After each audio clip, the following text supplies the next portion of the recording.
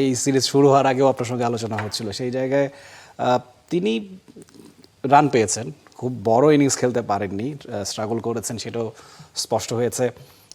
অনেকে বলছেন 6 নম্বর পজিশনে আফিফ বা 5 নম্বরে তিনি প্রপার মিডল অর্ডার ব্যাটার, সে ব্যাপারে কোনো ডাউট নেই, কিন্তু সেই জায়গাটা তিনি কতটুকু কমফোর্টেবল, খানিকটা কালকেও অস্বস্তি বোধ করতে দেখা গেছে। ইনিংসটা বড় হচ্ছিল, যখন তার ফিয়ারলেসলি খেলবার কথা, according to the required run rate bat করার কথা, তখনই তিনি আউট হয়ে গেলেন। আফিফের পজিশন নিয়ে কথা হচ্ছে, আফিফকে এই জায়গাতে খেলানোটা কতটুকু আইডিয়াল সেটাও কথা হচ্ছে। কথা হওয়াটা খুব স্বাভাবিক, কারণ ইন্টারন্যাশনালে তাকে যখনই নিয়ে আসা হয় তখনই তাকে যে পজিশনটা দেওয়া হয় সেই পজিশনের জন্য তিনি আসলে কতটুকু পারফেক্ট সেটি আলোচনা আসাটা এই কারণে স্বাভাবিক, কারণ তিনি সেই জায়গাটাতে পুরোপুরি তাকে ডেলিভার করতে পারছেন না।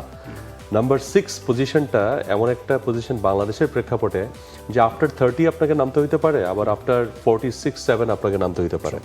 সো দুই জায়গার রোলটা হচ্ছে, এই জায়গার রোলটা আপনাকে ঠিক ওরকমভাবে নিতে হবে যে you have to be there in the wicket and you have to punish, এবং সেই জায়গাতে আপনাকে অ্যাগ্রেসিভও হওয়া লাগবে।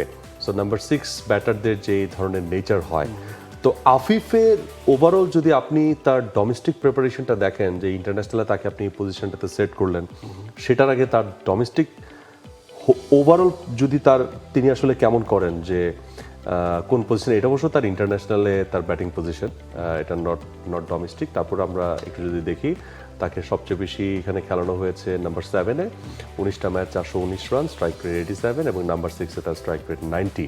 কোনোটাতেই তিনি 100 স্ট্রাইক রেট ক্রস করতে পারেননি, though number 6 and 7 position should cross the strike rate of 100 or 100+। আর নাম্বার 4-এ তিনি একটা ম্যাচ খেলেছেন, সেটা কাউন্ট করতে চাই না। নাম্বার 5-এ 5টা, নাম্বার 8-এ তাকে 3টা ম্যাচ খেলানো হয়েছে। সো মূলত নাম্বার 6-7টাই তাকে একটু বেশি খেলানো হচ্ছে আর কি। বাট আফিফ, যদি আমার কথা হচ্ছে যে তাকে নাম্বার 6-এর জন্যই দলে বিবেচনা করা হয়, তাহলে দেখা উচিত যে ডোমেস্টিকে তিনি আসলে কোন পজিশনটাতে খেলেন। তিনি 2021 থেকে 2022 সাল পর্যন্ত নাম্বার 4 অ্যান্ড নাম্বার 5 এই পজিশনটাতে তিনি ব্যাটিং করেছেন, এবং সেখানে তার স্ট্রাইক রেট ছিল 85 থেকে 95, এবং তার রান তিনি করেছেন পুরো সিজন অ্যাভারেজে, মানে অ্যাভারেজ চিন্তা করলে 350 থেকে 450। 2023 সাল থেকে এই পর্যন্ত তিনি ব্যাটিং করছেন নাম্বার 3 থেকে নাম্বার 5, এই তিনটা পজিশনে, 3, 4, 5, বাট ম্যাক্সিমাম টাইম নাম্বার 4। এইখানে তার স্ট্রাইক রেট হচ্ছে 80 থেকে 90। তার মানে তার ডোমেস্টিক প্রিপারেশনে স্ট্রাইক রেটটাই হচ্ছে 80 থেকে 90-এর ভিতরে। তিনি আপনাকে ওই 45 ওভারের পরে গিয়ে আপনাকে 120 স্ট্রাইক রেট দিতে পারবেন না। এবং সেটার একটা প্রমাণ দেই, লাস্ট পাকিস্তান সিরিজে যখন তাওহিদ হৃদয় এবং আফিফ শেষে ব্যাট করছিলেন, মনে আছে 290 যে ম্যাচটাতে করলো, সেখানে লাস্টে 49 এবং 50 এই 2 ওভারে 12 বলে রান এসেছে 12 রান। কারা কারা ছিল? আফিফ এবং তাওহিদ হৃদয়। সো 49 এবং 50 ওভারে আপনি 12 বলে 12 রান করতে পারেন না। ওই ম্যাচ বাংলাদেশ জিতেছে, সো হোয়াট? ওডিআইতে যখন আপনার হাতে উইকেট আছে, তাওহিদ হৃদয় এবং আফিফ যদি উইকেটে থাকেন 49 এবং 50তম ওভারে, মানে how much should you expect? Quite frustrating. এই 2 ওভারে আপনি কত আশা করবেন? অ্যাট লিস্ট আপনি টার্গেট করবেন 40, সেখানে আপনি চাইবেন অন্তত 30 হোক। সেখানে যদি 25ও না হয়, 12 বলে 12 রান, তো হইলো এটা ফিনিশার?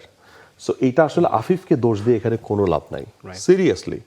আফিফের এখানে ক্রিটিসাইজ করার কিচ্ছু নাই, বিকজ ডোমেস্টিকে তার রোল ওইটা না যে তিনি 45 ওভারের পরে গিয়ে তিনি ফিনিশিং রোলটা করেন। নো, তিনি মিডল ওভারের রোলটা প্লে করেন। নাম্বার 4, 5 সলিড মিডল অর্ডার, 80 থেকে 90 স্ট্রাইক রেট, অ্যাঙ্কার করবেন, ধরবেন, খেলবেন, আস্তে আস্তে টুকটুক করে ইনিংস খেলবেন, এতটুকুই। সো রং এক্সপেরিমেন্ট। ঠিক এই সিরিজ শুরু হওয়ার আগে, আফিফ ডেলিভার করার আগেই কিন্তু, যখন আমরা এই সিরিজটা নিয়ে আলোচনা করছিলাম, তখনই কিন্তু পুরো স্কোয়াড থেকে যখন বললেন যে না, উইনিং রিদম, উইনিং স্কোয়াড সবকিছু মিলে ওকে ফাইন, সো এখানে তারপরেও কি প্রবলেম, তখন বলেছিলাম যে একটাই থ্রেট আছে এখানে, সেটা নাম্বার 6 আফিফ। যদি কেউ এই মানে এই স্কোয়াড থেকে বা 11 থেকে কেউ থ্রেটে পড়েন, চ্যালেঞ্জে পড়েন, দ্যাট ইজ আফিফ হোসেন। এবং তিনি ঠিকই বললেন, বিকজ নাম্বার 6 পজিশনের রোলটা different and he is not fit for that. তাকে এই জায়গায় না, আপনার যদি নাম্বার 4-এ কাউকে লাগে, আফিফকে নিয়ে আসেন, 5-এ লাগলে আফিফকে নিয়ে আসেন, but 4, 5 is all set. Liton Das এবং 5-এ তাওহিদ হৃদয় অল সেট, দরকার নাই। So number 6 find someone different who has that ability, যে ওই লাস্টের 12 বলে হচ্ছে 25 রান নিবে। অ্যাবসলিউটলি। দেখুন আসলে আমাদের ফুটবলে কিন্তু যখন আপনি একটা ডিফেন্ডারকে আপনি ফরওয়ার্ডে খেলাতে পারেন, মিডফিল্ডে আপনি একজন গোলকিপারকে খেলাতে পারবেন, ব্যাপারটা অনেকটা ক্রিকেটেও ওরকমই কিন্তু আছে। আসলেই এটা ইম্প্যাক্ট ফেলে। সো এই জায়গাটা আমার মনে হয় টিম ম্যানেজমেন্টের আরও ভাবনার জায়গা আছে। মানে আফিফকে যদি খেলাতেই হয় সেটা কোথায় তার পছন্দের জায়গায় বা যেখানে তিনি সবচেয়ে বেশি কমফোর্টেবল, সবকিছু ভালো পারফর্ম করে থাকেন সেই জায়গাতে খেলানোটাই হয়তো বা উচিত হবে। For more updates, subscribe to our YouTube channel and click on the bell icon. Follow us on Facebook and Instagram. Download T Sports app to enjoy exciting games and highlights. Visit tsports.com.